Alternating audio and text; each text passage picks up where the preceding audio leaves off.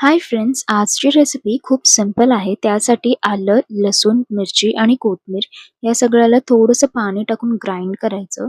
वांगं घ्यायचं, हे भरीतवालं वांगं आहे.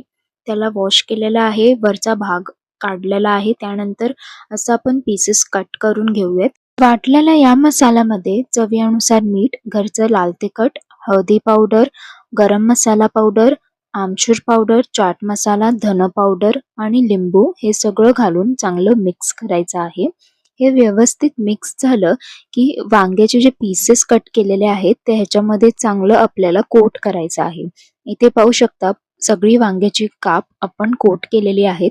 त्यानंतर आपल्याला इथे रवा घ्यायचा आहे. रव्यामध्ये चांगलं आपण कोट करूयात. तेलामध्ये फ्राय करायचं आहे. तर इथे खूप कमी तेल घातलेलं आहे. शेलो फ्राय आपल्याला करायचा आहे. कॅमेरा सेट करता करता इथे एक बाजू माझ्याकडून जळून गेलेली आहे आणि थोडी दुसरी बाजू मी शिजवली, जास्त नाही. इथे आपली वांग्याची काप